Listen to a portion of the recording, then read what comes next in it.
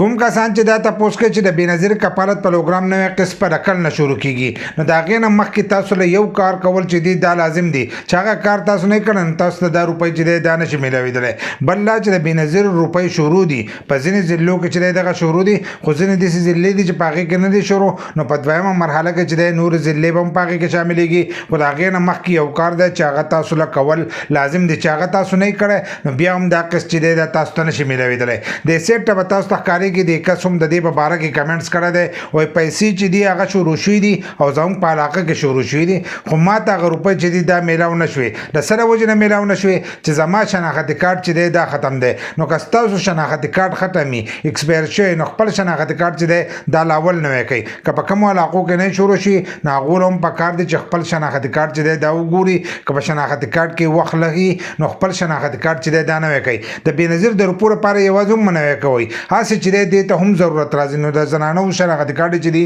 دا وګورئ که په هغې کې وخت نه نو شناختي کارت چې دی دا نوی کوي نو هلو به تاسو ته 10 روپۍ ملويږي که ستاسو شناختي کارت کې وخت نه او وخت پې ختم شوی نو بیا هم دغه روپۍ چې دی دا تاسو ته نشي ملوېدلی او کم چې نوي کسان دي بار بار تپوس کوي چې موږ ته به دا روپۍ د کل نه ملويږي نو د هغې لپاره به تاسو ته د 8171 نه چې دی میسج راځي چې میسج درته راغی نو تاسو به ځئ او خپلې روپۍ چې دی دا به راخلئ خو د هغې نه مخکې چې دی تاسو مه ځئ او هلته کې هسې رش مه جوړوئ ځکه د کومو کسانو روپۍ چې راغلي نو هغو ته بیا تکلیف او هغه خپلې روپۍ نشي راغستلی نو تاسو خالي میسج ته صبر کوئ چې کله درته میسج راغی نو بیا لاړ شئ او خپلې روپۍ چې دی دا راواخلئ